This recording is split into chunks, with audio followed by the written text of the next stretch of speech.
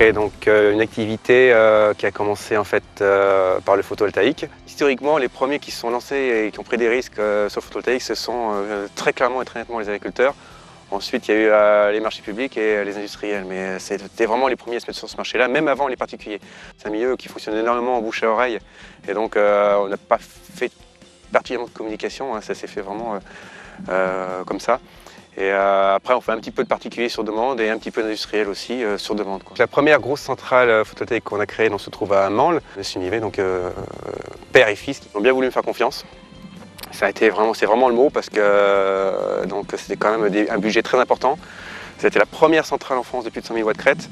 Et quand on arrivait, on était à l'époque 3 dans la société, on faisait absolument tout. Suite à ça, donc ça s'est très bien passé. Et ça a été vraiment l'élément déclencheur de départ en fait, qui a propulsé l'entreprise, quoi.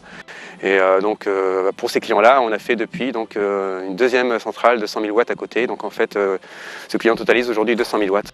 Au niveau du choix des personnes qui viennent dans notre entreprise, c'est les personnes qui travaillent qui sont vraiment les décideurs et qui disent ok, on le prend avec nous ou on ne le prend pas avec nous. Bon, c'est quand même moi qui donne mon dernier mot, mais c'est leur avis en fait qui joue à 90%. Parce que des fois ils souffrent, des fois il fait très froid. Quand il fait cet hiver, quand il faisait moins 5 degrés, ils étaient sur les toits dehors.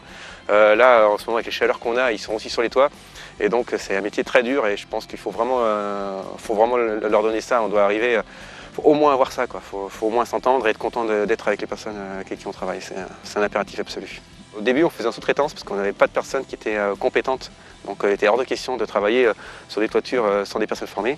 Après, donc, on a une personne vraiment, je considère très compétente qui nous a rejoint, qui est mon chef d'équipe aujourd'hui et donc qui a apporté énormément, mais aussi qui a formé les personnes sur la partie photovoltaïque.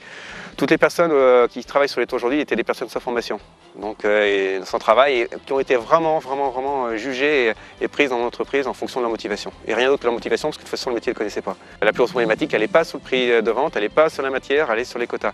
Comment on l'anticipe? On sait pertinemment qu'on va avoir une baisse du chiffre d'affaires, mais ça c'est quelque chose que j'avais anticipé depuis des années. C'est ce qui m'a conduit en fait à amener ma diversification sur diverses activités. Donc entre autres la maison passive, donc tout ce qui est bâtiment de performance énergétique, les menuiseries, les poêles à bois, les poêles de masse, le bureau d'études thermiques.